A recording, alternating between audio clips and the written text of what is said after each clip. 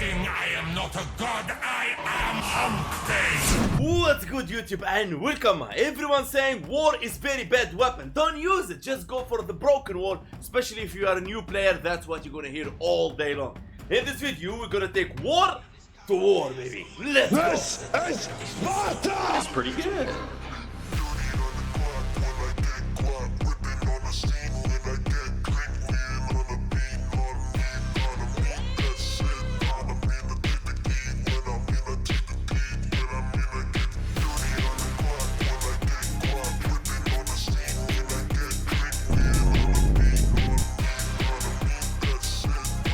You know how much I sacrificed?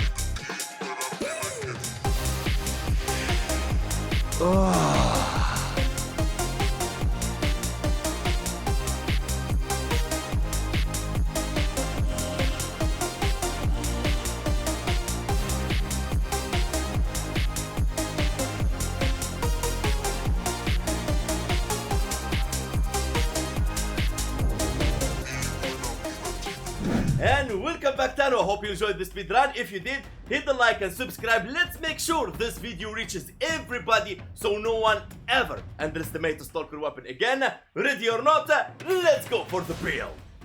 And let's start with the Archon shards. We will run 2 Emerald Archon shards. Each will give us +2 extra stacks of corrosive. It doesn't matter what source, weapons or abilities. The reason, so we can reach 14 stacks of corrosive to 100% armor strip enemies instead of 10 stacks of corrosive for 80% armor strip. Now, I don't care about armor, and armor sucks in Warframe, but what I care about is the damage reduction that comes with it. So we take down enemies' damage reduction to minimum. Now, you can get rid of the Emerald Archon shards if you don't like this or you don't have access to them, and you can use any armor strip, Helmeth ability, Thorough Strike, Pillage, Terrify, or whatever, or you can use Uniru, Focus School. It's totally up to you. I will leave you this sheet right here so you can screenshot it and save it on your PC and you decide. Now, why I love this method? Because it saves me a lot of synergy and it saves me a lot, like, it gives me freedom actually on what Helmeth ability I want to choose and what Focus School I want to choose. So I don't have... You get the point here, right? So, Violet Archon shards, I'm going to be running 3. If you have Violet Tau Force, good for you. 25% melee critical damage when max energy is over 500, which is our case. So, we're running 3 of them. Now, Revenant build will be running Steel Charge, Nira Anguish to give us 100% increased slam attack, Nira Hatred to give us 100% slam attack, but when you ride them together, they go 200% slam attack. Fury and Strike. Now, Strike, it's up to you. You want to use it or not. Maybe you're using a different frame and you don't like to use Strike. Use whatever you want. Vigorous Swap to increase your damage. And Tempest Barrage from Hydroid. Now, Tempest Barrage will rain corrosive. And remember, we will reach 14 stacks. So we will armor strip enemies using just the Tempest Barrage. So we're not only saving ourselves from using a Helmeth ability to armor strip or Uniru, with just one ability we can proc corrosive, and if we run the viral Tempest augment, we will proc viral. So imagine proccing corrosive, proccing viral, and proccing armor strip at the same time with one ability. Tell me that's bad. Alright. Now, Burstone, it doesn't matter, you can use any primary weapon you want. Epitaph here matters if you want to prime the enemies. So this is the build we're going to be using, of course with secondary encumber if you really want, but it doesn't really matter because the Tempest Barrage itself will do the job. But now, war build. Here how we're going to go. We're going to go Cleaving Whirlwind, Condition Overload, 80% melee damage per statue tap affecting the target. Now, if you're not planning on priming enemies, you can just get away with using Primed Pressure Point. But if you want to prime them, Condition Overload is the way to go. Sacrificial Steel, critical chance, and 2 times for heavy attacks, and that's what you're gonna be doing. A slam heavy attack. Blood Rush, critical chance increase, stacks with combo multiplier. Killing Blow, 120% melee damage on heavy attacks, and 60% heavy attack wind up speed, because again, we are performing a slam heavy attack. They're different, and I will show you the difference. Primate Smite Grenier, you can change it, depends on the enemy you're fighting, Corpus or Oricene, which is the corrupted, and so on.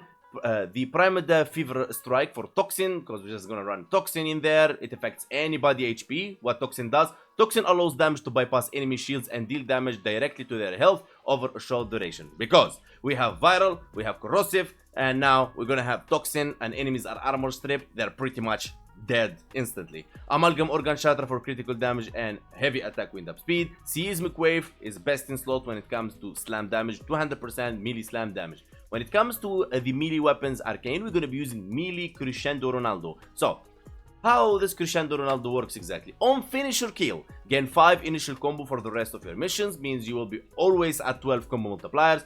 Of course, when you consume, like when you perform a heavy attack, you will consume it, but you're good to go. Now that leads us to Vazarin.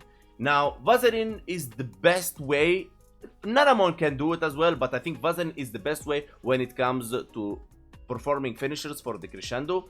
It's really good. And not only that, if you dash on yourself, you can stay alive. You can use the Guardian for shield recharge and shield recharge delay, and it's really good. That brings us back to the story where I told you I used 2 Emerald Archon shards, so I save myself a lot of trouble. Like for example, if you use here Mirage for level cap, or you use Mag or any other frame that's a bit squishy, Vazarin will come in handy. Now, when it comes to Companion, we're going to be using Nautilus, of course. Now, Cordon to pull enemies, Vacuum to pull the loot, as also the Nautilus attacks the enemy. I'm going to remove it just because he can kill anything in this game, this guy, even level cap. If you miss it, watch my video. Manifold Bond to make sure Cordon pulls as many enemies possible, because we all know War doesn't have a big slam radius, so pulling enemies together is really good.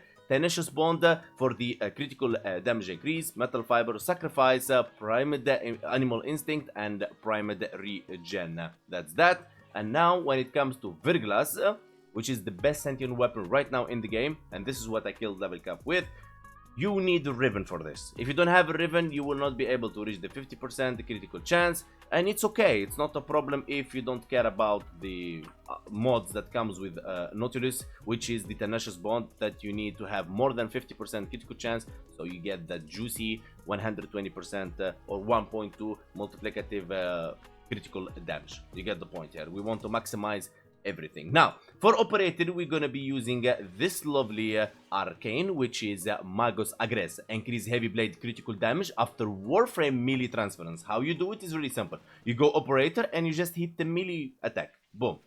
Simple, and you get it active. You are free to do it 4 times, and you can refresh it at any point, and this is the Tenacious Bond buff I just told you about.